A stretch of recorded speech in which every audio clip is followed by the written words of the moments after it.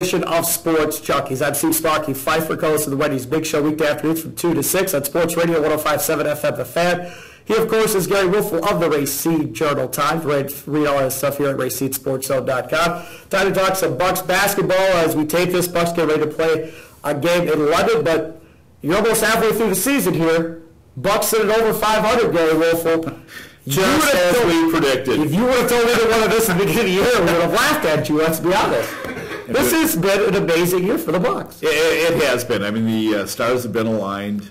That they played well at times, very well. You think of the teams they beat. They beat some good teams along the way. They beat Memphis. They beat the Clippers. Who else am I missing? They beat 3 or 4 high-quality teams. They beat Atlanta. They killed Atlanta. So, but, you know, having said that, they also play in the Eastern Conference, and we got to be honest about that. If they're playing the Western Conference, it might be a whole different story. But wait a second.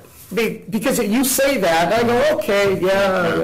But Atlanta's like 20 games over 500. Mm-hmm. Toronto's had a much better year than everybody thought. Absolutely. Chicago's battled their injury problems with Derrick Rose. They've been a disappointment. Yes. And Cleveland is behind the Bucks right now. The Bucks, disappointment. The Bucks are sitting in the 5-0 right now, the playoff seeding race, as we sit right now. And the thing that just absolutely made me laugh, Jason Kidd. Oh, boy. His last post-game, I want to say, before they left for London, pointed out what seed they were in the playoff race in the post-game press conference. I don't think I've ever heard a Bucks coach in January start talking about playoff seedings. Yeah, exactly. He said, right now we're 6th. I'm like, did he just say what seed they were? So obviously he is. I don't know about the rest of the team, but he's looking at it and seeing where he wants to be with the playoffs. Well, he's not going to get above 4. I mean, those 4. No, he can't get above 4. I don't know if he could get to 4. I think that's what I'm saying. Right, exactly. So it's going to be probably 5 through 7, somewhere in there. But I mean, we talked about this last month.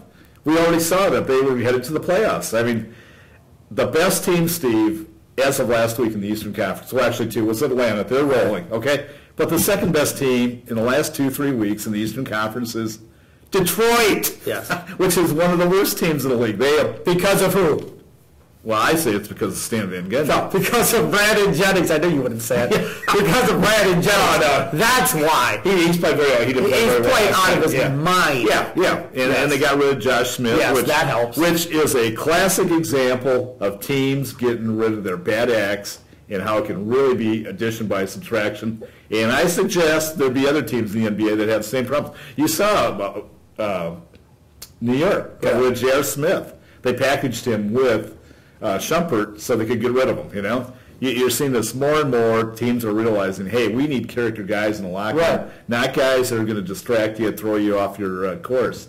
And I'll tell you what, that getting rid of Josh Smith looks like and he goes to the Rockets right now. He goes to the Rockets, and he's coming off the bench. Mm-hmm. Yeah, what is his name? Monte Hunas or whatever his name is. Mm-hmm. And he's been playing really well here in the last week or two as a starting power forward for the Rockets. All right, so let's look at the Eastern Conference now. So you look at this Bucks basketball team. In my opinion, because we're about month and a half out of the trade deadline, they still need another guy that can shoot the three-point shot. Badly. And they need a center if Larry Sanders isn't coming back to this basketball team. And as if we take this, there still is no time set for when he's coming back or if he's even coming back this year. So they need a center, and they need another guy that can shoot the 3. Can they get either one of them? You know who I'd be very, very intrigued with, and he's definitely on the shopping block. I just don't know what they want back, and that's Aflalo from Denver. Oh, there's numerous teams interested in it. Yeah, absolutely, and I think the Bucks have the ammo to do it. They'd probably have to give up maybe Henson. Maybe they have to get some kind of a pick. But I'll tell you what, he's a guy that can come in and play 35 minutes for you, and he's young. What is he, about 25, I'm guessing? No, he's got to be older than that. I don't think so. He's really? Yeah. So, I mean, I thought he was older. I mean, if he is, then don't do it. Right. I didn't look at his age. But I think he would be perfect for the Bucks. I mean, he's definitely a perimeter shooter, plays hard. That to me, would be a great addition. Now, are we both in agreement that this Bucks team is going to do one of 2 things at the deadline? Either 1, sit on their hands and do nothing, or 2, be buyers. That there's probably no chance that they're going to sell at the deadline. I don't know. I don't know where they're going with this. My gut feeling is they're still going to make a play for a player that they're going to go. So they're going to buy. I think so. I think they're just going to add one more piece. Maybe I'm wrong, But it wouldn't surprise me. I think Jason Kidd, Leslie, They want to win. They want to win, and they know, as crazy as it seems, the East is wide open. Sure it is. Anything could happen. If you had, let's say they added a Flalo. Yeah. My goodness, a Flalo and Brandon Knight in the backcourt. But you need a setter.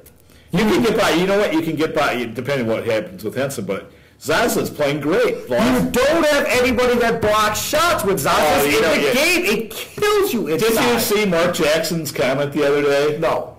I've been sick for the last 2 days. Mark Jackson basically, he made a general comment, but you knew it was directed at Andrew Bogut because Bogut and Jackson clashed last year, okay?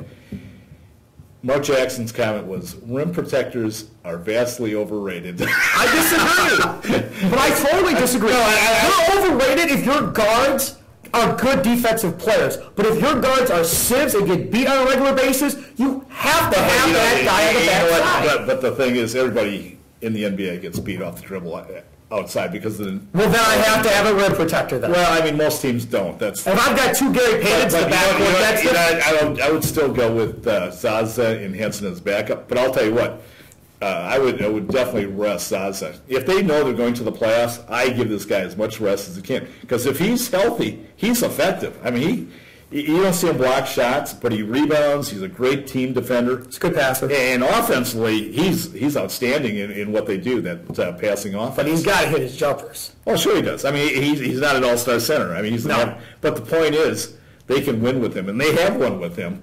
And if they have Sanders come off the bench, they'll be fine. But if you can get another scorer, I mean, somebody that can get you 15 to 20 points, I'll tell you what, they become a factor. Even though, I agree with you, they should have probably tanked one more year.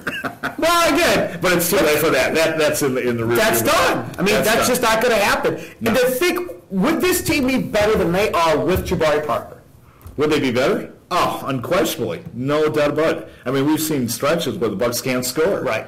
Jabari Parker, the one thing he can definitely do is score. I don't think there's any doubt. We saw numerous games this year where he came out of the gate and got 8 or 10 points in the first quarter. And it wasn't like... And then they sat him. Right, and it wasn't like he was forcing his shot. They were all in the flow. Yep. And I'm telling you, it wouldn't shock me 3 or 4 years from now that he leads the NBA in scoring. Woo! There's a statement for this video. Lead the league in scoring. Jabari Parker, no pressure. No pressure at all. But he is. They're going to contest the championship. He's got that type of ability. Whether Kidd's offense is going to allow him to do that or they want him to do it. Right. And you know what the beautiful thing about Parker is? He doesn't care. Right. He really doesn't. He's one of the few guys I have seen at his age that is sincere about the team and not individual. I just wonder if they want to win so bad that they would move their first pick this year, knowing they're not going to be a lottery team. It depends upon who the player is. You know what? I would seriously consider doing it. But again, I don't know what the big picture is with that team, if Brandon Knight is in the picture or not. That's what we got to know. But they know. They know this already. You think they've already made up They already know what direction they want to go. We'll find out. Yeah. He is Gery Woelfel. I'm Steve Sparky Fifer. I think we both agree that's probably an A for the first half of the season for the Bucks. A. I'll agree. Yeah. We'll talk to you next week, and we'll see what the Bucks do in London. We'll talk about it right here at RaceSeedSportsZone.com.